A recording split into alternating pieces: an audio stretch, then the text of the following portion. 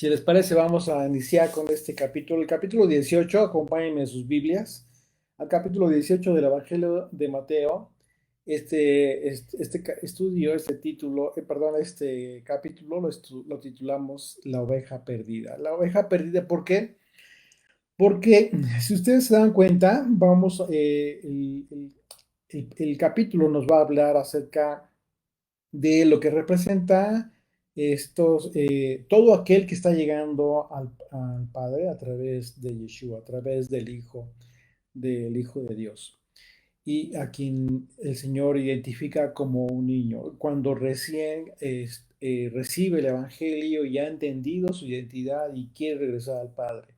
¿Por qué? Porque efectivamente después de tanto tiempo en la dispersión, de generaciones que quizás no conocieron el camino de regreso al Padre, aquellos que son como niños, que son como ovejas perdidas finalmente, son estas ovejas de las que habló Yeshua, que él vino precisamente para congregar en uno. Vino por las ovejas perdidas de la casa de Israel, como una referencia muy clara, por supuesto, a todo su pueblo, a las 12 tribus de Israel, no solamente las 10 tribus del norte, ni tampoco exclusivamente a Judá, a Benjamín, que se quedaron en la tierra, sino a la totalidad de su pueblo. Así es de que, bueno, por favor, acompáñenme ahí al capítulo 18 de Mateo. Desde el versículo 1 dice: En aquel tiempo los discípulos vinieron a Yeshua diciendo: ¿Quién es el mayor en el reino de los cielos? Llamando a Yeshua a un niño, lo puso en medio de ellos y dijo: De cierto os digo, que si no os volvéis y os hacéis como niños, no entraréis en el reino de los cielos. Esta, esta expresión de Yeshua es el estatus, la, la medida a seguir para poder entrar al reino de los cielos, como un niño. Literalmente, la característica del que será mayor en el reino de los cielos. Es decir, cuando dice que el que será mayor es quién será importante en el reino de los cielos. Tiene que ver con la humildad y la sencillez en la actitud y en el espíritu de las personas. No tiene que ver con algo súper especial, ¿no? De hecho, es todo lo contrario. La forma en que cómo lo está expresando Yeshua debe ser de una actitud y un carácter muy especial, muy específica. La palabra niño que se utiliza aquí es la palabra paidión. La palabra griega es paidión, que literalmente se traduce de dos formas. Puede ser traducida como un infante, tal cual, un muchacho o una niña, pero también en un sentido figurativo o espiritual. eh, el diccionario lo define como una persona creyente inmadura aún. Así es de que la palabra tiene dos acepciones dependiendo del contexto en el que se expresa. Y en este caso, pues Yeshua lo está expresando, si hablamos del reino de los cielos en este momento, aquí en la tierra y con sus discípulos, es una clara referencia a la actitud en el espíritu que todos debemos tener como un niño. La primera parte, la primera acepción, pues tiene que ver con un niño pequeño tal cual. Pero el enfoque que le dio Yeshua tiene que ver con el sentido de ser un creyente aún inmaduro. Entonces, bajo esta perspectiva, imagínate lo importante que es para Yeshua una persona que aún no entiende muchas cosas.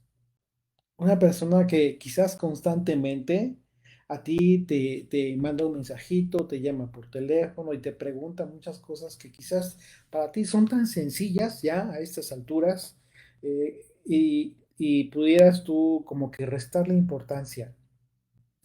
Entonces imagínate lo importante que es para él esas personas, esas ovejas, ¿no? Hay que entender también el sentido en el que algunas personas preguntan, tienen dudas, porque también es importante que que se entienda que las personas que tienen duda, que son como, aún como niños, deben tener una perspectiva hacia ir creciendo en su fe. No mantenerse todo el tiempo así. No. Por eso la palabra que se podría utilizar más en la traducción más correcta sería quién es importante en el reino de los cielos. ¿Para quién es importante para Dios en el reino de los cielos? Estos, como que son como niños, son muy importantes, porque es precisamente lo que vino a recobrar Yeshua, lo que vino a recuperar. Así es de que, pues imagínate. Y entonces en ellos, en estos pequeños, dice Colosenses 1, fíjate, dice, el misterio que había sido oculto desde los siglos y edades, pero que ahora ha sido manifestado a los santos, a quienes Dios quiso dar a conocer las riquezas de la gloria de este misterio entre los gentiles, entre aquellos que no conocían al Señor, que es el Mesías en vosotros, la esperanza de gloria. Así es de que imagínate qué importante es esta expresión de Yeshua y cómo lo expresó, cómo lo enseñó a sus discípulos. Y verso 4 dice, ¿sí? Dice, así que cualquiera que se humille como este niño, si te estás dando cuenta, lo coloco en medio. Y no es que el niño esté adoptando una actitud especial, no, simplemente es un niño. Así es de que cuando dice, así que cualquiera que se humille como este niño, está hablando de la actitud de inocente, incluso quizás, ¿no? Este es el mayor en el reino de los cielos. Ese es el importante en el reino de los cielos. A cualquiera que reciba en mi nombre, es decir, fíjate, en mi autoridad, a un niño como este, a mí me recibe, por supuesto. ¿Por qué? Porque es un mandamiento que te está dando el Señor.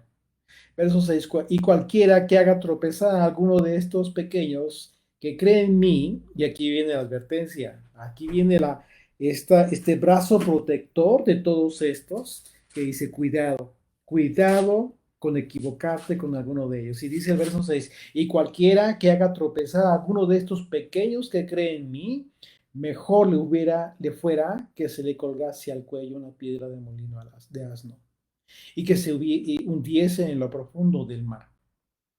Hay del mundo por los tropiezos, porque es necesario que vengan tropiezos, pero hay de aquel hombre por quien viene el tropiezo.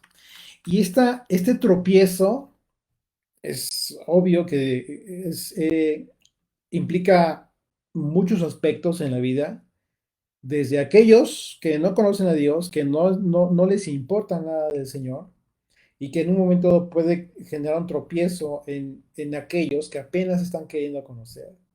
Pero también la advertencia es para aquellos que en un momento dado, teniendo esta obligación porque les está hablando a sus discípulos, no olvidemos con quién está hablando, a sus discípulos, y si hay de aquellos que hagan tropezar a un niño como estos. Entonces también el tropiezo puede venir en otro sentido. En el contexto de las propias palabras de Yeshua, en el sentido de que cualquiera que recibe a uno de estos pequeños, le recibe al mismo en su nombre, por su autoridad, esta sentencia del maestro implica que cualquier acción que genere el tropiezo espiritual de este niño, cualquier acción que genere el desvío o la distracción en la fe en el Hijo de Dios que está queriendo poner este niño, será causa de un juicio terrible. Impresionante, impresionante. ¿Ustedes recuerdan las palabras que el Señor les dijo a los líderes religiosos judíos en Mateo capítulo 23, más adelante, cuando habla acerca de que les dice cómo es posible que ustedes recorren cielo, mar y tierra para conseguir un prosélito y no se dan cuenta que lo hacen más hijo del diablo que ustedes? Y por otro lado dice, no dejan entrar ustedes no entran al reino de los cielos y ni tampoco dejan entrar a estos.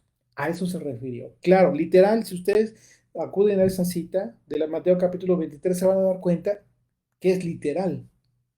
Es literal que el Señor está hablando de aquellos que están generando el desvío, que están impidiendo que alguno de estos pequeños entre en el reino de los cielos. Porque de antemano les dice a estos, ustedes no entran porque están totalmente en desobediencia, en desacato al Señor. Pero al conseguir que alguien crea, que se convierta en la fe de ustedes, lo hacen más hijo del diablo. Imagínate, doblemente hijo del diablo. Qué terrible, qué terrible. Así es de que entonces el contexto no solamente tiene que ver con los gentiles que desprecian, que aborrecen al Señor, de que pueden provocar el desvío de un niño, de un pequeño en la fe, sino lo más peligroso de lo que está hablando aquí el Señor es de aquellos que teniendo la obligación, la responsabilidad, como la tuvieron los discípulos, lo que hacen es desviarte de la fe del Hijo de Dios. En ese sentido, la advertencia del Mesías es muy grave, entendiendo que la palabra tropezar en el griego es la palabra escandalizo, literal, y que se traduce como pecar o inclusive hacer que alguien incurra en apostasía. ¿Te das cuenta? O sea, no va a poder incurrir no va a poder hacerte alejarte de los mandamientos de Dios cualquier persona. ¿Cuál fue el reclamo de Jesucristo a los líderes judíos que le decían, y lo hemos visto, ca- siempre lo hemos visto, cada vez que estudiamos la escritura, vemos cómo es que Yeshua se confrontaba con los líderes religiosos porque estos estaban muy cuidadosos de que la gente, de que el pueblo cumpliera la ley de ellos, la ley tradicional, la ley de los ancianos, de los ancianos. Pero no se daban cuenta, y si daban cuenta, no les importaba que al cumplir esas leyes, esa tradición, dejaban de lado el mandamiento de Dios. Esa es la apostasía. Eso es alguien que te está generando caer en apostasía. Así es de que imagínate, alejarse de los mandamientos y transgredir. Y esto se deduce de forma general que cualquiera que enseña, ¿sí? Cualquiera que enseña a alguien que haga algo que sea diferente a la palabra de Dios, a la fe de Yeshua, del Mesías, se hace acreedor a este juicio. De hecho, pues en esa cita que les acabo de mencionar de Mateo capítulo 23, el Señor hizo ese juicio tal cual de esa generación en específico que estaban generando todo este tropiezo. Así es que Yeshua, al asegurar que es necesario que haya tropiezos, solo tiene que ver con el cumplimiento de las profecías que hablan de los falsos maestros y de los falsos pastores que traían consigo la apostasía. El apóstol Pablo habla del tema refiriéndose al espíritu como de un hombre de pecado, ¿sí? A este espíritu maligno como un hombre de pecado refiriéndose al inicuo. Segunda de Tesalonicenses, capítulo 2, desde el verso 1, dice, pero con respecto a la venida de nuestro Señor Yeshua el Mesías y nuestra reunión con Él, os rogamos, hermanos, que no os dejéis mover fácilmente de vuestro modo de pensar, ni os conturbéis, ni por espíritu, ni por palabra, ni por carta, como si fuera nuestra, en el sentido de que el día del Señor está cerca. Nadie os engañe en ninguna manera, porque no vendrá sin que antes venga la apostasía y se manifieste el hombre de pecado, el hijo de perdición, el cual se opone y se levanta contra todo lo que se llama Dios o es objeto de culto, tanto que se sienta en el templo de Dios como Dios, haciéndose pasar por Dios. Si está hablando del templo de Dios, haciéndose pasar por Dios, quien se sentaba en el templo de Dios, haciéndose pasar por Dios, el sumo sacerdote. El sumo sacerdote que para el tiempo del apóstol Pablo ya era un cargo negociado, totalmente blasfemo en el sentido de lo que hemos nosotros analizado de santidad que debía tener de acuerdo a los mandamientos de Éxodo y Levítico. Fíjense, el verso 4 una vez más, el cual se opone y se levanta contra todo lo que se llama Dios y es objeto de culto, tan, y es objeto de culto, o es objeto de culto tanto que se sienta en el templo de Dios como Dios, haciéndose pasar por Dios. Y bueno, este pasaje, este versículo 4 normalmente la gente se lo adjudica al Papa, ¿no? Pero el Papa está sentado en un edificio que no es templo de Dios. El templo de Dios, de al que se está refiriendo el apóstol Pablo, es el templo de Jerusalén.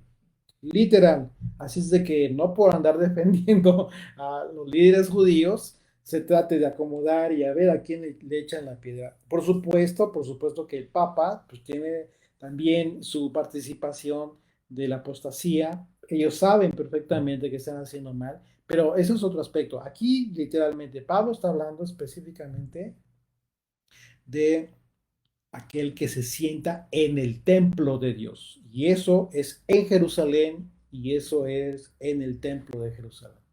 Verso 5, no os acordáis de cuando yo estaba todavía con vosotros, os decía esto, y ahora vosotros sabéis lo que lo detiene, a fin de que a su debido tiempo se manifieste. Está hablando de un espíritu, sí, recordemos, ¿eh? Ok, el sumo sacerdote ahí estaba, sí, pero estamos hablando de aquel espíritu que generaba las acciones en estos hombres, que sucedían conforme a conveniencia política junto con Roma.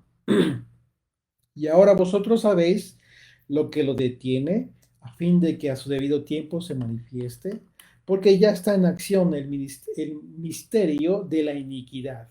Solo que hay quien al presente lo detiene hasta que él a su vez se ha quitado de en medio. Te estás dando cuenta que está en un aspecto espiritual. Verso 8, y entonces se manifestará aquel inicuo a quien el Señor matará con el espíritu de su boca y destruirá con el resplandor de su venida. Está hablando del regreso ya de Yeshua, cuando este inicuo, finalmente aquel que hace pecar a los hombres, tendrá su juicio. Verso 9, inicuo cuyo advenimiento es por obra de Satanás, con gran poder y señales y prodigios mentirosos, y con todo engaño de iniquidad para los que se pierden. Por esto Dios les envía un poder engañoso para que crean la mentira, a fin de que sean condenados todos los que no creyeron a la verdad, sino que se complacieron en la injusticia. Impresionante cómo es que describe el apóstol Pablo a este espíritu de iniquidad que obra, por supuesto, estaba obrando, por supuesto, ya en los hombres que tenían el poder y que estaban en el templo de Jerusalén. Verso 8, por tanto, si tu mano o tu pie te es ocasión de caer, córtalo o échalo de ti. Mejor te es entrar en la vida, perdón, en la vida cojo o manco, que teniendo dos manos o dos pies, ser echado en el fuego eterno. Está hablando de la vida eterna. Y si tu ojo te es ocasión de caer, sácalo y échalo de ti. Mejor te es entrar con un solo ojo en la vida eterna, que teniendo dos ojos ser echado en el infierno de fuego. Así es de que, bueno, por supuesto que la expresión del maestro acerca de cortar el pie, la mano, el ojo, que sean ocasión de caer, que te hagan pecar, pues tiene que ver con una actitud de radicalidad, un aspecto radical en ti, de acción, en cuanto a todos los aspectos en que por causa de la debilidad que tú pudieras tener, ya sea en la vista, en la acción, en la obra de tu mano, tu pie, etcétera, eh, te haga caer en pecado, dando a entender con esto que debemos erradicar por completo todo aquello que nos impida el día de mañana entrar en el reino de los cielos. Eso es la preocupación del apóstol Pablo. perdón, de Yeshua. Y dije Pablo porque en este momento recordé aquella expresión de Pablo cuando en la primera carta a los Corintios les aconseja que aquel pecador lo echen de la congregación y entréguenlo a Satanás. Dice, a fin de que el día del Señor sea salvo su espíritu, su alma. ¿Por qué? Porque hablo en ese sentido, precisamente porque el propósito del mensaje es la prioridad, priorizar siempre el alma de los hombres antes que el cuerpo.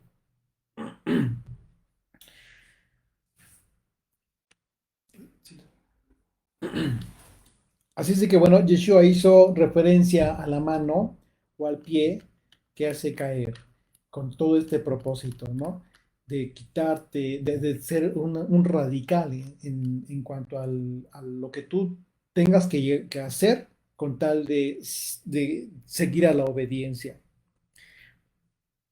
Y bueno, por esa razón, dirigiéndose a los discípulos que le preguntaron acerca de quién será el mayor en el reino de los cielos, y al hablar primeramente del tropiezo, porque primero habló del tropiezo y de quiénes son causa del tropiezo, a los niños, a los pequeños en la fe, y del juicio que tendrían después de hablar de que sea mejor cortarse la mano o el pie y cortarse el ojo, quitarse el ojo. eh, la relación que hizo Yeshua en esto, en hablar de estos aspectos, tiene que ver con el testimonio que genera el tropiezo en los niños, los inmaduros espiritualmente hablando, porque los niños hacen lo que ven, los niños hacen lo que ven. Y al hablar del infierno de fuego, el Señor está advirtiendo del fin que tendrán aquellos que por causa de su pecado, los inmaduros espiritualmente, tengan tropiezos para llegar a Yeshua, que es la salvación. Es decir, si tú de alguna manera estás siendo visto por alguien más, alguien, la gente te está siguiendo, te va y te pregunta, acerca de la escritura, acerca de Dios, quiere conocer al Señor. Y lo que tú haces por vanidad totalmente absurda, equivocada, comienzas a enseñarle a colocarte los tefilín, las filacterias. Y luego le dices a un pequeño, a un niño, le dices, bueno, yo lo hago, ¿eh? Yo lo hago, no es necesario que tú lo hagas porque eso no viene. ¿Sabes qué? Eso no va a importar. Lo que importa, el terrible error que ya estás cometiendo es que cualquier niño, como cualquier niño, ¿de qué manera aprende más?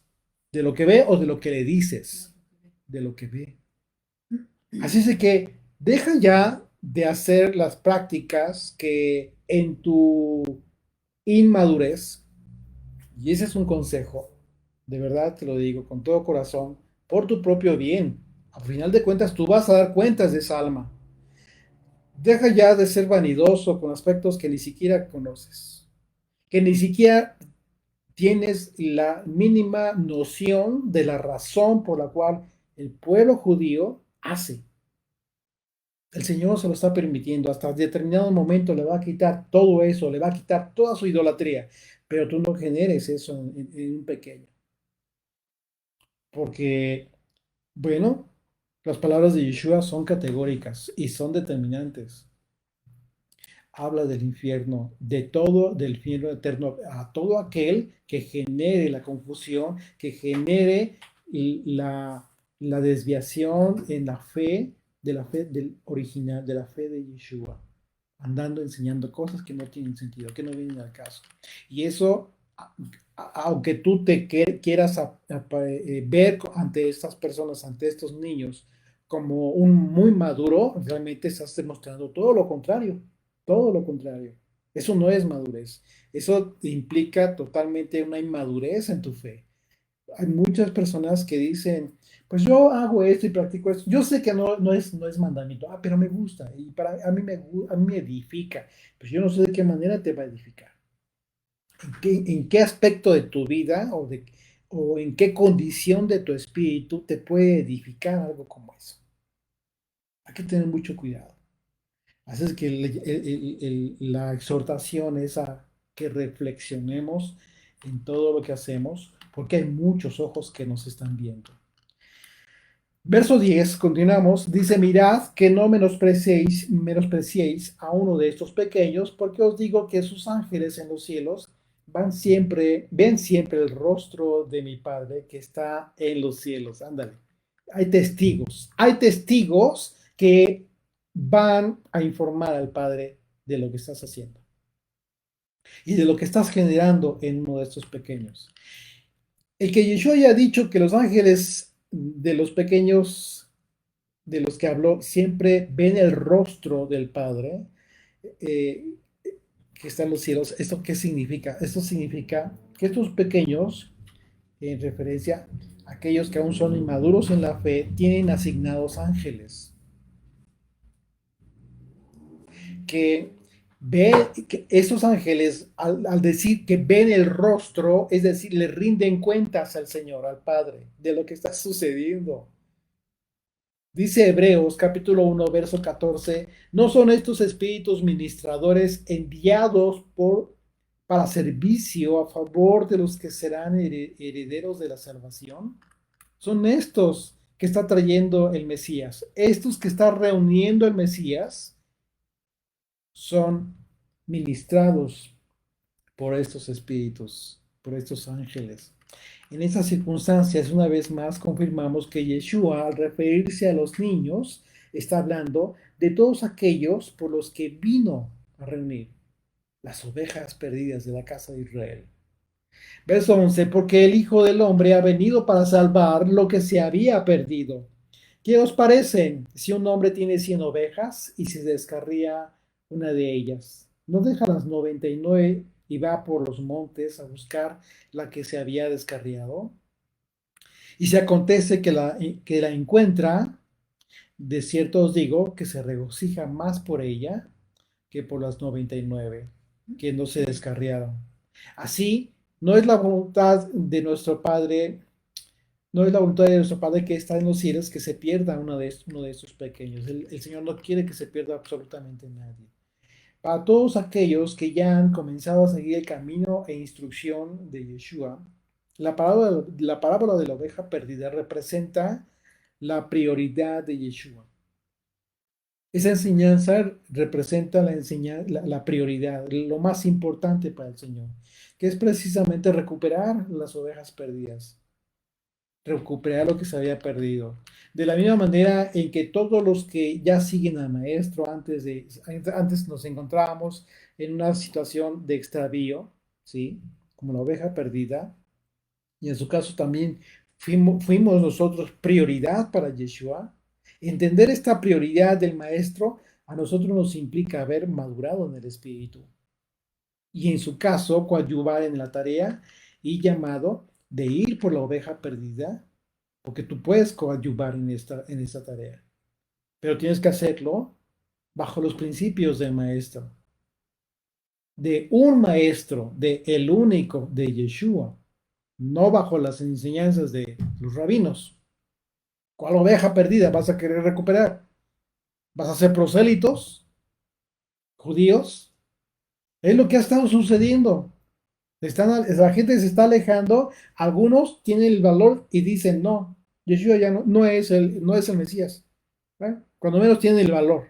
Pero otros dicen, no, pues es un profeta. Fue un profeta. Pero no, el Mesías todavía no viene. Y otros, más disfrazados, no dicen nada, simplemente andan siguiendo tradiciones de hombres y andan siguiendo, según ellos, el maestro. Unos y otros se están equivocando. Así es de que entender esta prioridad, pues es maravilloso. Dice Mateo, recordemos, aquí mismo ver los versículos anteriores, verso 5 dice, cualquiera que reciba en mi nombre a un niño como este, a mí me recibe. Porque lo recibes en su autoridad.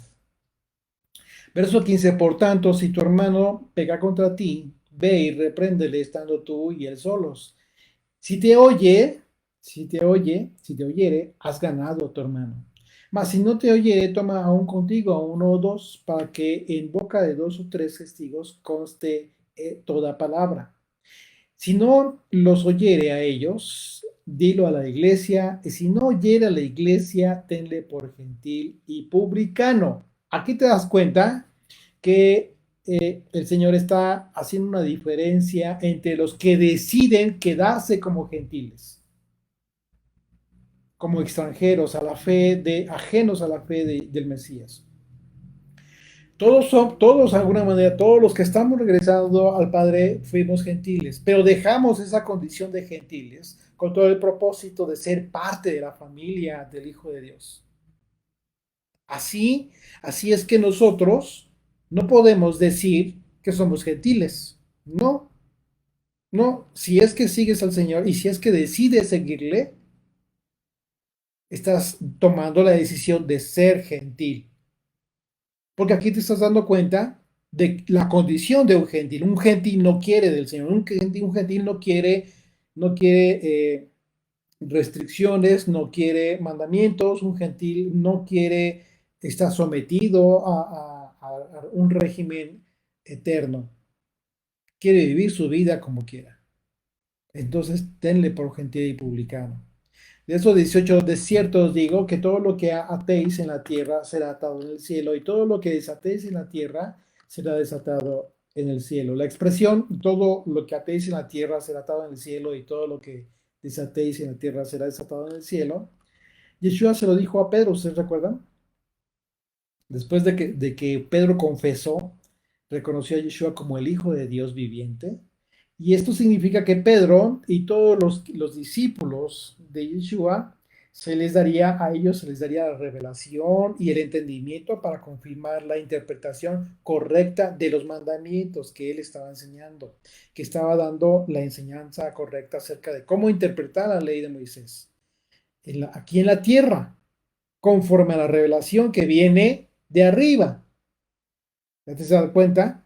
Esta es la razón por la que Yeshua aseguró que si dos se ponen de acuerdo en la tierra acerca de cualquier cosa que pudieran pedir conforme a la voluntad, a su voluntad de Dios, les será concedido por el Padre que está en los cielos.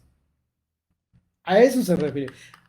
¿Por qué? Por cuanto que estás entendiendo de forma correcta la ley y en esa línea estás pidiendo cualquier cosa, pues el Señor te lo concede.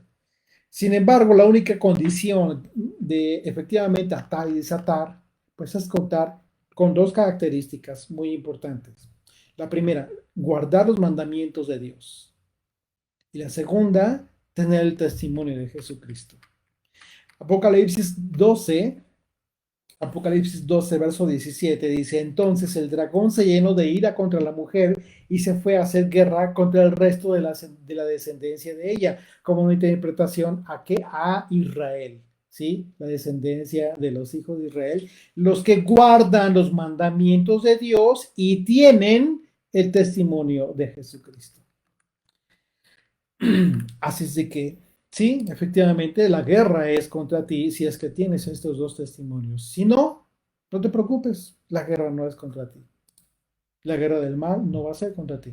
Verso 19, otra vez os digo que si dos de vosotros se pusieren de acuerdo en la tierra acerca de cualquier cosa que pidieren, les será hecho por mi Padre que está en los cielos. Porque donde están dos o tres congregados en mi nombre, allí estoy yo en medio de ellos. Obviamente que para entender correctamente esas palabras de Yeshua, pues tenemos que saber qué significa pedir algo en su nombre. Como lo hemos visto, tiene que ver precisamente con su autoridad. La autoridad, es decir, que quien diga que hace algo en el nombre de Yeshua debe vivir sometido a la palabra de Dios, que es el gobierno de Dios. Lo que significa que todo lo que pidamos debemos hacerlo conscientes de que lo estamos pidiendo, no, esto que estamos pidiendo, cualquier cosa que tú consideres, no se encuentra en contra de la voluntad de Dios, sino está alineado a la voluntad del Señor. Y también ser conscientes de que vivimos conforme a la voluntad del Padre. Por otro lado, hay enseñanza en el sentido de que esta expresión se refiere a la costumbre judía, es decir, en el nombre de, que supuestamente dicen que es una costumbre judía de decir que alguien que se presenta en el nombre de algún maestro judío, es decir, va a dar su opinión acerca de la Torá, pero tiene que expresar sus credenciales. Ah, pues mi maestro fue el rabino fulano de tal, ¿no? Etcétera. Sin embargo, pues este no es el contexto bíblico de la expresión de Yeshua, de ninguna manera. De hecho, Yeshua siempre que hizo esta expresión, por eso hay que leer en contexto, fue una referencia a la autoridad divina. Por ejemplo, cuando Yeshua llamó a Pedro, perdón, a Pablo, cuando le hizo llamado ahí en Hechos capítulo 9, podemos leer que para enviarlo en su nombre, de ninguna manera podríamos pensar que Pablo iba a mostrar las credenciales de Yeshua a los judíos, porque él insistió muchas veces en hablarle a los judíos, que siempre lo rechazaron. Lo que en verdad hacía, que era lo que hacía Pablo, hablar, expresar la doctrina de Yeshua, que era totalmente revolucionaria y ellos no la entendían. Sí se enteraban de que esa era la predicación de Yeshua, pero simple y sencillamente se dedicaba a dar el evangelio, el verdadero evangelio, las buenas nuevas de salvación. Esa era su autoridad. De esa manera, Pablo cumplía el propósito de llevar el nombre de Jesucristo. Dice Hechos capítulo 9, verso 15, el Señor le dijo, ve, porque le dijo a Ananías, cuando todavía estaba ciego, Pablo quedó ciego de aquella visión que tuvo. Dice, porque instrumento escogido me es este, para llevar mi nombre en presencia de los gentiles y de reyes y de los hijos de Israel. Otra cita de 2 de Corintios capítulo 5, verso 20, que era la segunda cita que estábamos dando con relación a la referencia al nombre del Señor. Dice Pablo, dice, así que somos embajadores en nombre del Mesías, como si Dios rogase por medio de nosotros. Pero dice en el nombre del Mesías, en la autoridad. Nosotros somos embajadores, pero esa autoridad no es de nosotros, sino es derivada, es del Mesías. Como si Dios rogase por medio de nosotros, os rogamos en nombre del Mesías, reconciliaos con Dios. A que no conoció pecado, por nosotros lo hizo pecado, para que nosotros fuésemos hechos justicia de Dios en él. Y como les decía, en la primera carta del apóstol Pablo, pues habla de este tema también. Dice el verso 21, ahí de Mateo 18. Ok, dice, entonces se le acercó Pedro y le dijo, Señor, ¿cuántas veces perdonaré a mi hermano que peque contra mí? ¿Hasta 7? Yeshua le dijo, no te digo que hasta 7, sino hasta 70 veces 7. Bueno, la expresión hasta 7 o 70 veces 7 tiene que ver con, de la que habló Yeshua, solo tiene que ver con una forma de determinar que la obligación de perdonar es siempre. Siempre tienes que perdonar. Y justo acabamos de terminar el día de Yom Kippur, que como le hemos dicho, no tiene que ver con un día en el que los prójimos anden dando el perdón. En realidad no es así, porque es un día en el que el pueblo reconoce la expiación del Eterno y espera en un momento futuro la expiación definitiva para la vida eterna.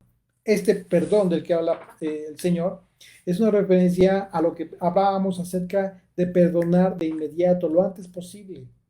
Siempre tienes que perdonar. No hay una excepción para no perdonar a tu prójimo. Así es de que eh, y bueno, tenemos un ejemplo de parte de Yeshua, incluso en el caso más duro, porque él perdonó hasta el punto de la muerte, cuando él estaba en la cruz. Él dijo, Padre, perdónalos, porque no saben lo que hacen. Él pidió al Padre que perdonara a aquellos que lo estaban sacrificando. Fíjate qué duro. Y bueno, vamos ya casi para concluir, dice el verso 23, esta última parte de este capítulo, dice, por lo cual El reino de los cielos es semejante a un rey que quiso hacer cuentas con sus siervos y comenzando a hacer cuentas, le fue presentado uno que le debía 10,000 talentos. A este, como no pudo pagar, ordenó su señor venderle y a su madre e hijos, perdón, a su mujer a sus hijos, y todo lo que tenía para que le pagase la deuda. Entonces aquel siervo postrado le suplicaba, diciendo, Señor, ten paciencia conmigo, y yo te lo pagaré todo. El señor de aquel siervo, movido a misericordia, le soltó y le perdonó la deuda. Pero saliendo aquel siervo, halló a uno de sus consiervos que le debía 100 denarios, y haciendo de él, le ahogaba, diciendo, págame lo que me debes. Entonces su consiervo, prostrándose a sus pies, le rogaba diciendo, ten paciencia conmigo. Estaba teniendo la misma actitud que él tuvo para con su señor. Y dice, ten paciencia conmigo, yo te lo pagaré todo. Verso 30, mas él no quiso, sino fue y le echó en la cárcel hasta que pagase la deuda. Viendo sus consiervos lo que pasaba, se entristecieron mucho y fueron y refirieron a su señor todo lo que había pasado. Entonces, llamándole su señor, le dijo, siervo malvado, toda aquella deuda te perdoné porque me rogaste. ¿No debías tú también tener misericordia de tu consiervo, como yo tuve misericordia de ti? Entonces su señor, enojado, le entregó a los verdugos hasta que pagase todo lo que debía. Así también mi Padre Celestial hará con vosotros, si no perdonáis de todo corazón cada uno a sus hermanos sus ofensas. ¿Te das cuenta? Fíjate lo que está diciendo el Señor. Dice, el Padre Celestial no te va a perdonar si en su momento tú no perdonaste a tu hermano. El día del juicio, el día de Yom Kippur final, ese día ya tuviste que haber perdonado a tu prójimo. Porque si no lo perdonaste hasta ese día, Él no te va a perdonar. Habrá sido demasiado tarde para recapacitar. Si Yeshua habló de dos deudores en el contexto del perdón que se debe dar al que peca contra nosotros, después de la pregunta de Pedro, ¿cómo deberíamos entender esto si nosotros somos los ofendidos en alguna circunstancia? ¿Cómo y de qué manera deberíamos nosotros perdonar? Pues como ya dijimos, la expresión de Yeshua acerca de perdonar hasta 7 tiene que ver no solo con perdonar siempre, sino incluso con la forma en que debemos perdonar, lo cual queda perfectamente ilustrado en el ejemplo de los dos deudores, porque aquel deudor a quien se le perdonó una deuda grande que no podía pagar, nos representa a ti y a mí. Tú no pudiste haber pagado aquella deuda de pecado, no pudiste, por cuanto que hemos recibido el perdón de nuestros pecados y la forma en que fuimos perdonados a través de la cruz. En verdad, fue un precio muy alto. De manera que a cualquiera que habiendo recibido el perdón y aún así no perdona, pues tendrá el destino de aquel deudor que no quiso perdonar a su prójimo, porque no quiso tener misericordia, por no perdonar de todo corazón a su hermano sus ofensas, será entregado a los verdugos, que son una representación del infierno de fuego eterno. Perdonemos porque nosotros ya hemos recibido el perdón con el anhelo de que el día del Señor recibamos justo con el pueblo en general, el pueblo del Señor, la expiación para vida eterna. Amén. Vamos. Lavaos y limpiaos, quitad la iniquidad de vuestras obras de delante de mis ojos, dejad de hacer lo malo, aprender a hacer el bien, buscad el juicio, restituir al agraviado, hacer justicia al huérfano, amparad a la viuda. Venid luego, dice el Señor, y estemos a cuenta. Si vuestros pecados fueren como la grana, como la nieve serán emblanquecidos, y si fueren rojos como el carmesí, vendrán a ser como blanca lana. Si quisiereis y oyereis, comeréis el bien de la tierra. Si no quisiereis y fuereis rebeldes, seréis consumidos a espada, porque la boca del Señor lo ha dicho. Bendito eres, Señor, porque nos has permitido, Padre eterno, estar en esta fiesta tan importante, de Yom Kippur, afligir nuestra alma delante de ti, Padre eterno, porque primeramente, Señor, te damos gracias porque nos has perdonado, has limpiado nuestras iniquidades, has quitado el pecado, Señor, nuestro pecado, Padre eterno. Pero aún así, en la carne seguimos luchando, Padre eterno, mientras estemos vivos. Te damos gracias por esa gracia infinita, Señor, esa influencia divina que has derramado sobre nuestras vidas para volvernos a ti, para obedecer tus mandamientos, Señor. Gracias te damos, Padre. Pero también, Señor, te pedimos por toda la gente que aún falta por entender, por nuestras familias, Señor, por hijos, Señor, de nuestros amigos, por nuestros hijos, Padre, que entiendan que tenemos que tener una reconciliación contigo, Padre, a través de la ley, a través de la obediencia de la ley. Mi Dios, gracias por tus instrucciones, porque haces a un pueblo culto, Señor, a un pueblo educado, Padre eterno. Sí, Señor. Gracias por tus instrucciones y por tus fiestas, porque en cada fiesta vemos algo muy importante de tu persona, Yeshua. Gracias te damos porque estás incluido en ellas, porque eres el centro de ellas.